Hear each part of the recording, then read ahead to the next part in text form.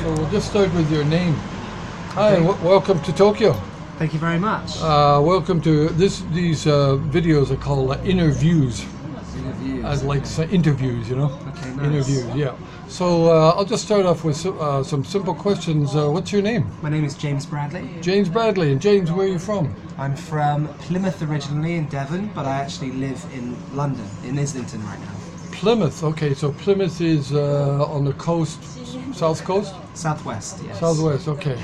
I lived in Cambridge for 10 years. Oh, great. Yeah, when I was a kid. Cool. I've actually got an English passport, but I never use it. Okay, interesting. Yeah. Okay, so you live in you live in London now. I live in London now, yes. Okay, so what do you do in London? So I'm the co-founder and co-director and co-curator of the Liftoff Global Network, which is a film festival network based in 11 cities around the world. That's great. I mean, when did that start? We started 8 years ago. 8 years ago. So you said 11 countries now? 11 cities. 11 cities. Okay. So what gave you the idea to start this? So myself and Ben Pullman, the other co-founder, we both met when we were studying in Oxford.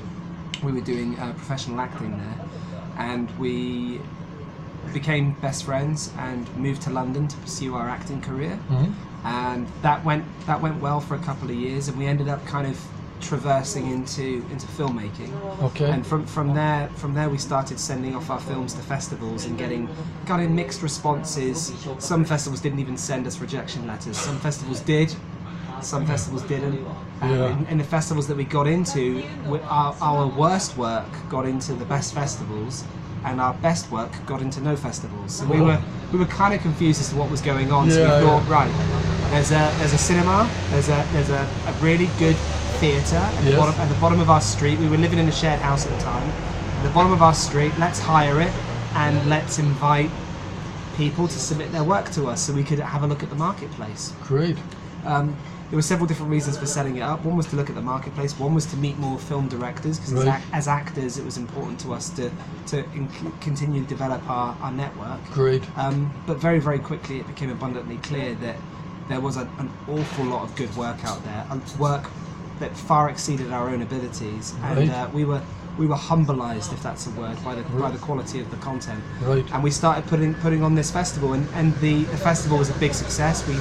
We were sold out every night for the 3 days that we had the cinema booked for. I see. And it became abundantly clear that there were communities in different cities around the world that were indie filmmaker communities. So to give you an example, we received, I think it was like four or five films from Liverpool, which is a city in the north of England. Right. Everyone knows Liverpool for the Beatles and stuff.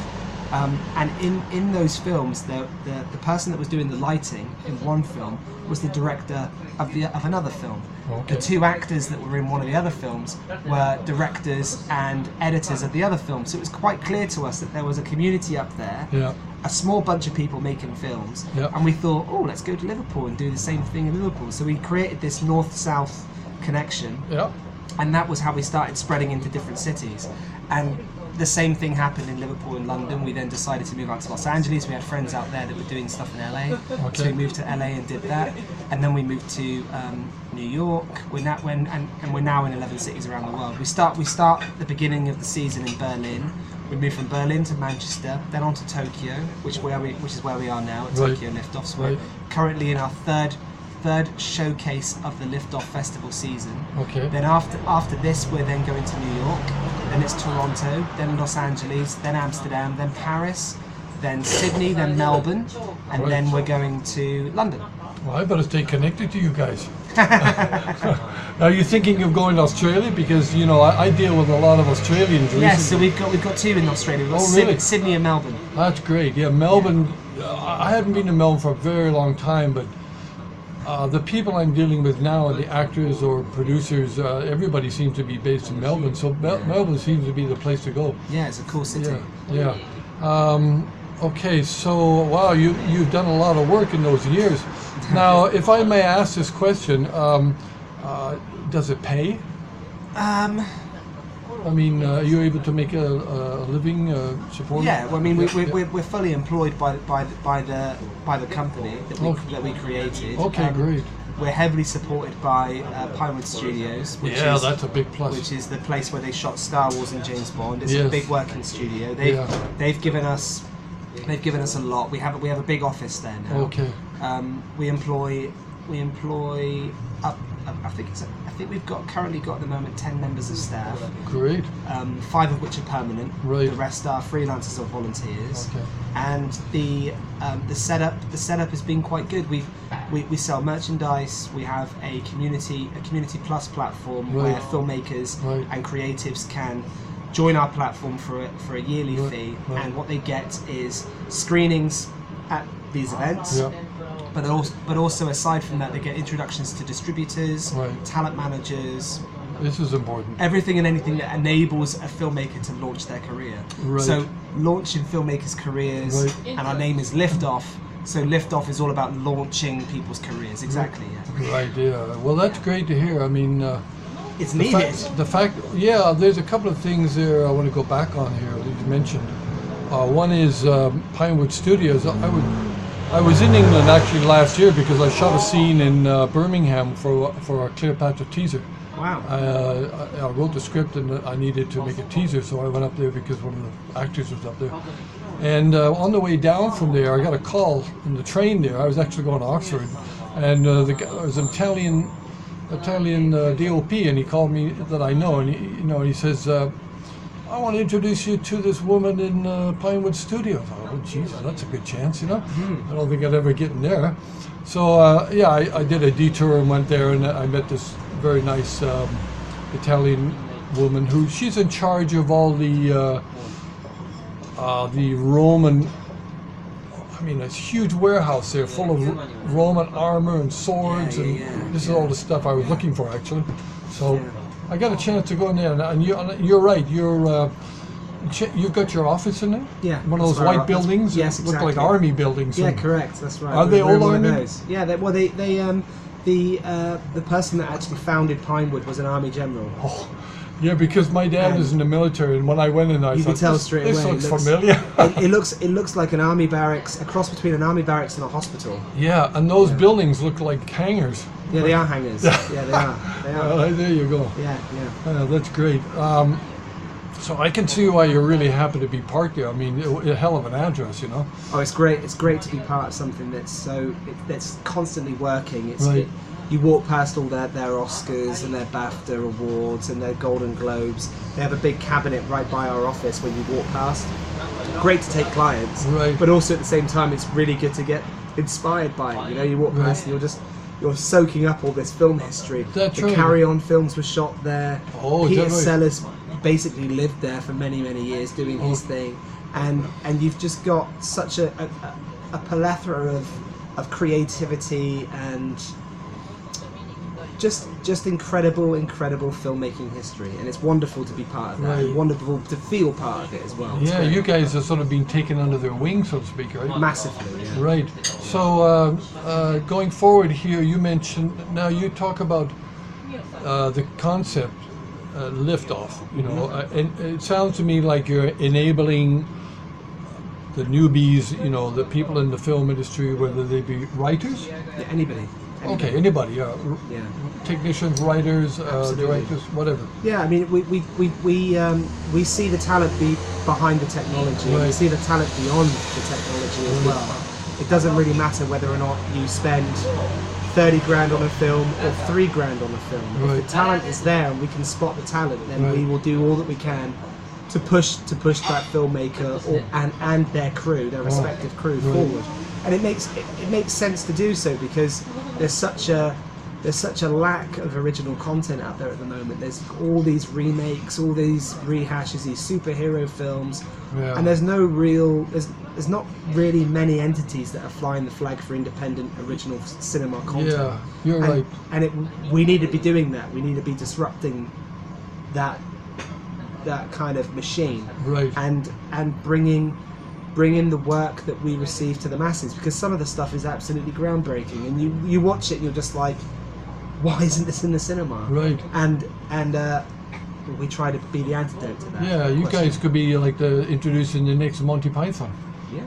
I mean, so to speak, know. BBC did that by accident, I guess. Exactly. Yeah. Back in the day. Absolutely. I went to my cousin's house in London in 1968 or something, and I was living on a military base in France. We never even had a TV for 4 years.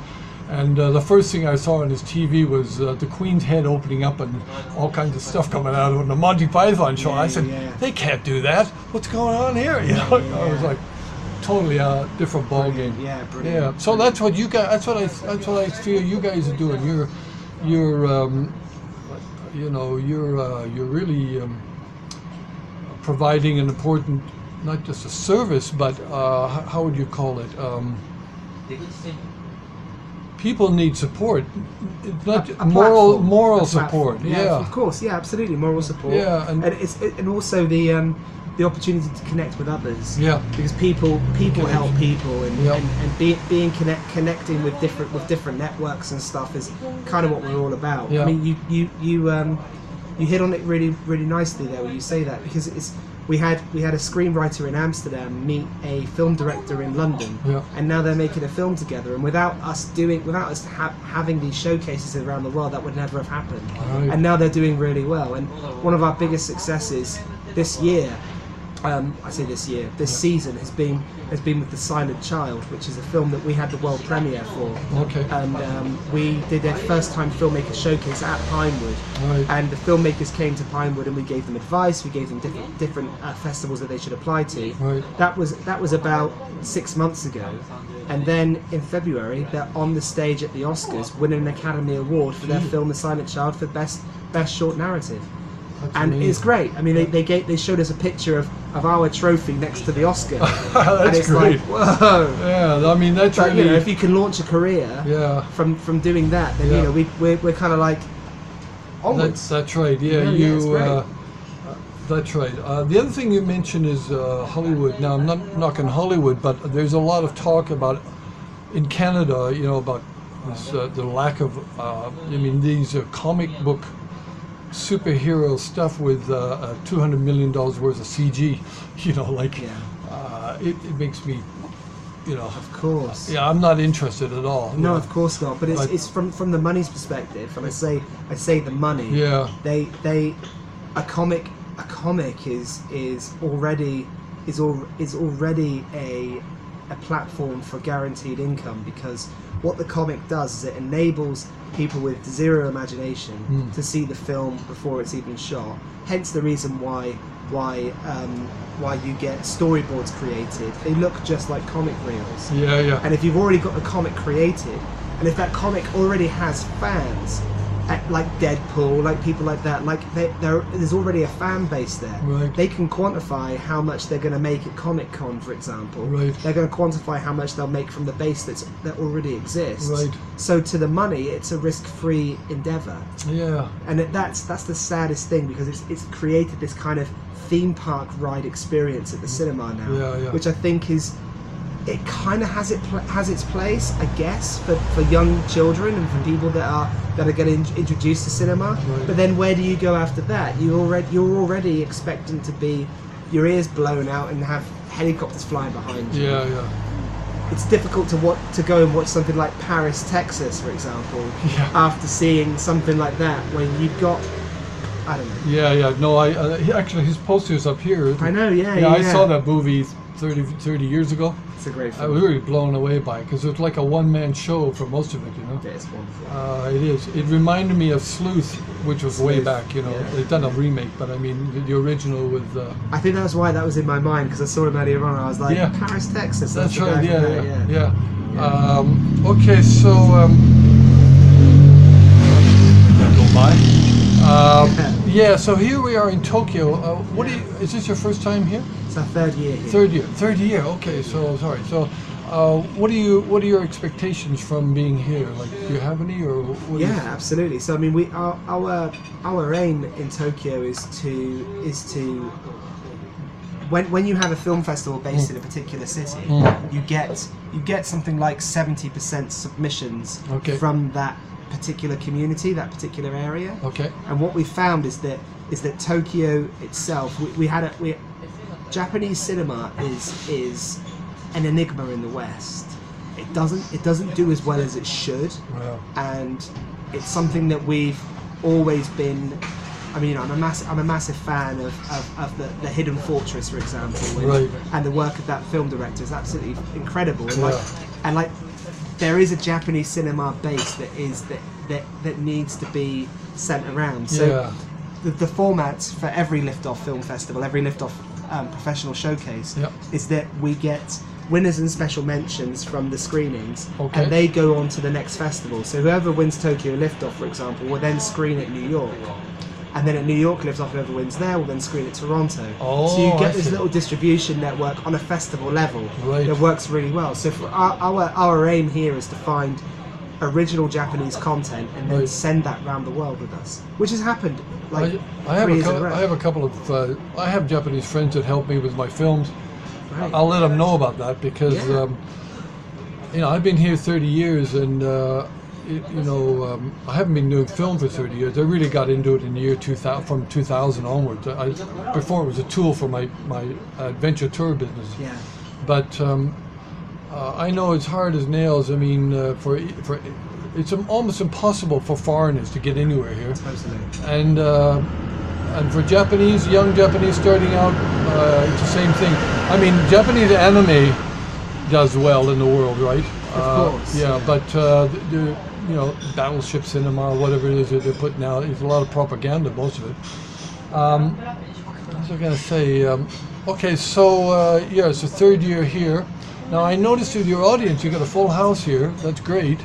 I mean, I had a show here about 5-6 years ago. I think 7 people came. So I know what it's like when you get all the seats full and you're happy. You know, the seats full. But I noticed most of the crowd here are foreigners. Does that surprise you, or no? There's a big expat community in Tokyo. It seems to be, and there are people out here, actors, film directors, film director creatives that are looking to, I guess, expose themselves to the Japanese market. We receive a lot of films from expats living in Tokyo, so Spanish film directors that are making film content in Tokyo. Really? And it's we feel that it's very rare we get a film from Japan that's made by a purely Japanese filmmaker audience. They don't tend to submit to us, which is why we keep coming here, because we keep trying to push it through. But it's always been the case. We always get a lot of expats, a lot of foreigners attend. But also this year we've actually had more Japanese people turn up than we've ever had before, which is great. That's good, the word's getting out. The word's getting out, exactly. And it's a marketplace that's very difficult to penetrate due to translation issues and due to the fact that the system of submissions in the West is very, very different to submissions in Japan. Right, yeah. We trialed a showcase in Korea and that didn't work. I see. So we moved that to Berlin, and that's worked a lot better. But it's things are getting good in North Korea. Maybe you guys will be moving there next. Yeah, maybe. Pyongyang. That'll be a different one, wouldn't it? You can't go here and you can't go over there. Yeah, exactly. Right. Okay. Let me just think here. Some thoughts, totally different than what we've been talking about.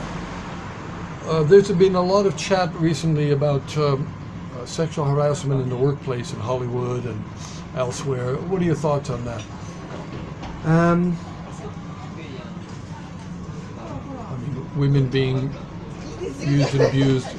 Yeah, I think it's great. It's great to shine a light on the issues that are affecting women in the workforce in the modern world. Definitely, I think it's very, very important that women get treated exactly the same as men. I mean, it's ludicrous to think that they don't. It's ludicrous to think that doesn't happen. But, and this is a big but from me, I feel like it's been a trial by mob. I feel very much so that innocent until proven guilty has been completely thrown out the window. I don't understand why accusations should form a power so powerful that someone should lose their job over an accusation. Someone should lose their job over a trial and a sentence. They shouldn't lose their job over an accusation. So the whole thing with Kevin Spacey, which doesn't include women, that Kevin Spacey is a gay man, and that includes men. Yeah, Kevin Spacey. Yeah. Okay. And his the way that worked out in London with the old Vic and stuff. Lots of people heard lots of rumours. I heard lots of rumours about it at the time. You shouldn't lose your job over an accusation. That's wrong. There should be a trial procedure put in place, and the law. You should respect the law, in my opinion. This pitchforking and witch hunting. We think they're a witch, so we should burn them. Well, it's a trial by internet, isn't it? You're being exposed, and people, like you said, people are losing they're vilified, and the next day they're out on the street. You know. Yes. And the sexual harassment thing, I think it has to. I know I was watching a program yesterday in Canada where I think they're finally realizing this. It's hitting home that this is a bit out of balance here. You know, I mean, what is sexual harassment? Touching somebody on the shoulder, and this whole thing about the workplace and what you can and can't do. I think that everyone sets their own boundaries, and that's totally fine. And I think that that touching people in any scenario, really, right. I don't necessarily think that's the right thing to do. I think that in a professional environment, you should maintain professional boundaries. Yeah. What worries me is when there's the lines are smudged and people are getting taken advantage of. So I know for a fact that there are women out there that are getting taken advantage of. I know for a fact that there are men out there getting taken advantage of. And it needs to be brought to an end. Whether or not we're doing it in the right way, I'm not sure. But at least it's bringing things to light. Yeah. Well, people are pretty. It's a gray area for me. Yeah, it is. I mean, men. People don't speak about men being abused, but I mean that happens. Young men or young women. People are usually abused. Okay, here's another segue. What's your goal for the near future? I mean, do you see yourself any particular thing happening? Like you said, you're going to different cities. Yeah. So we're our position of 11 cities at this present moment in time is stationed. That's exactly what we want to be doing. We want to grow each festival individually, build ourselves up so we can accept more films, so we can help more filmmakers. But ultimately, our aim is to become a production company and produce the work of filmmakers that we love. So, for example, if we screen a film at Tokyo Liftoff, a filmmaker from Japan, for example, and we receive a script from a filmmaker in Germany or a screenwriter in Holland or wherever, and we feel that the two connect really well, and we'd bring them together and then we would help them produce their work. That's the aim is to become a genuine industry within the industry. Yeah, you're a connector. You're an organizer connector. Yeah, definitely. Yeah, well, producer in effect. Yeah, but the word producer itself has positive and negative connotations. So, I guess so. Yeah, I mean, I had some bad. I've heard some bad stories about producers, and of course there are many good ones, but.